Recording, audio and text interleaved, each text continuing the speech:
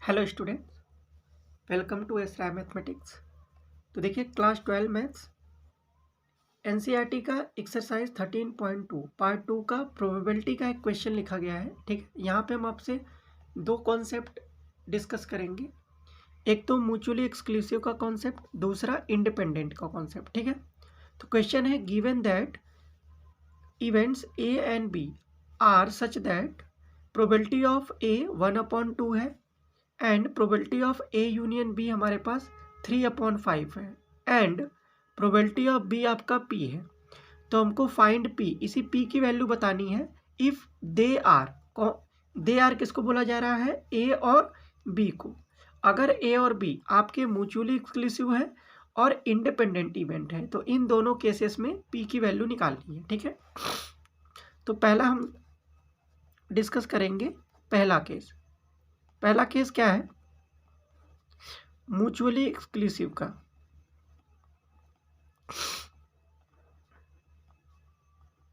Mutually exclusive, ठीक है, इसका कॉन्सेप्ट क्या होता है कि अगर ए और बी आपके म्यूचुअली एक्सक्लूसिव इवेंट हैं, if A and B are mutually exclusive event,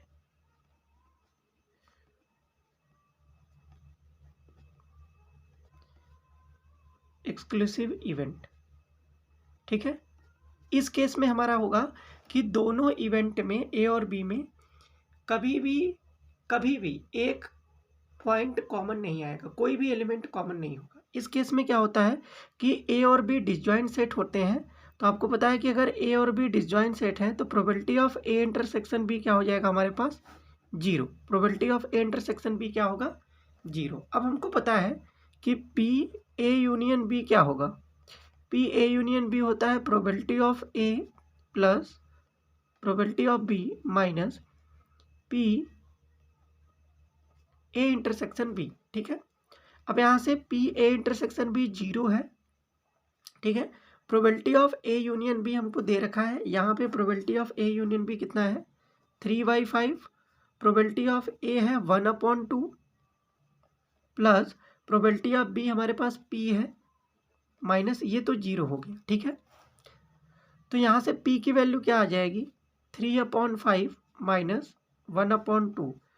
5 और 2 का एलसीएम ले लेंगे तो 10 हो जाएगा।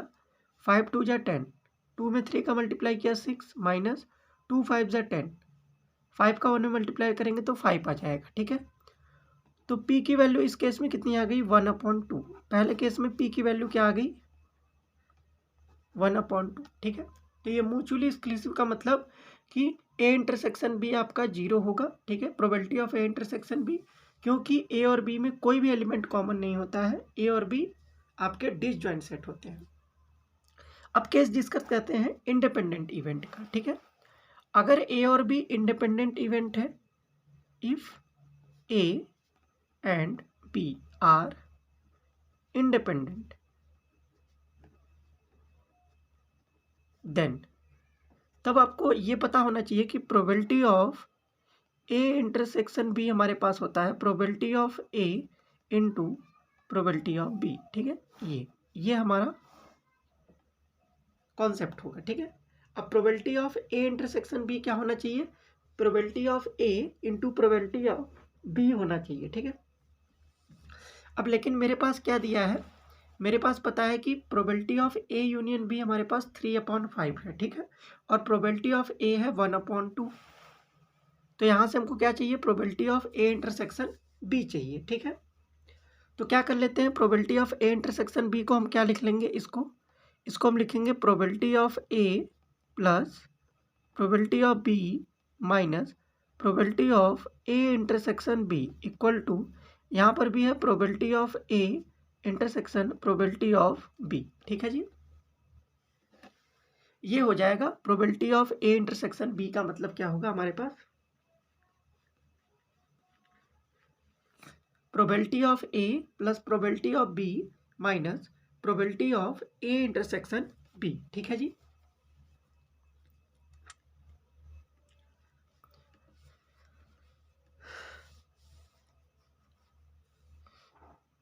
इसका फॉर्मूला, सॉरी यहाँ पे हमारा यूनियन होगा probability of A intersection B होगा probability of A plus probability of B minus probability of A union B. कहाँ से लिखे हैं? यहाँ से लिखे हैं।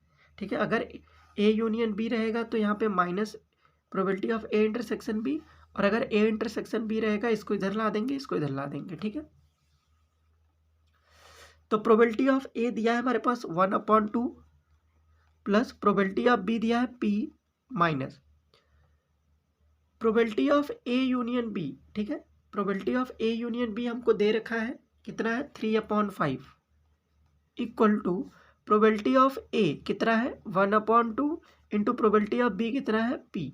ठीक है जी, सॉल्व करिए, p को उधर भेज सकते हैं, तो 1/2 माइनस 3/5 इक्वल टू p/2, इसको उधर भेजिए तो माइनस p आ जाएगा।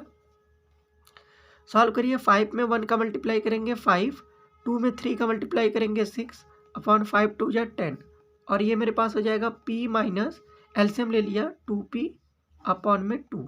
ठीक है जी, तो यहाँ पे आप देखेंगे तो 5 माइनस 6 -1/10 आ जाएगा, और p minus 2p minus p/2 आ जाएगा। माइनस से माइनस कैंसिल आउट हो जाएगा, तो p की वैल्यू कितनी आ जाएगी? 2 डिवाइड में मल्टीप्लाई में भेज दीजिए, 2/10, 2 1 जा 2, 2 5 जा 10, तो p की वैल्यू कितनी आ गई? 1/5। ठीक है जी, तो यहाँ से p की वैल्यू मेरे पास क्या आ गई? 1/5। इंडिपेंडेंट इवेंट के लिए p की वैल्यू 1/5 है, और म्यूचुअली एक्सक्लूसिव के लिए p की वैल्यू 1/10 है। ठीक है, यहाँ पे हमने दो डिस्कस किया, दो कॉन्सेप्ट आपके साथ। आई होप आपको समझ में आया होगा। Very very all the best.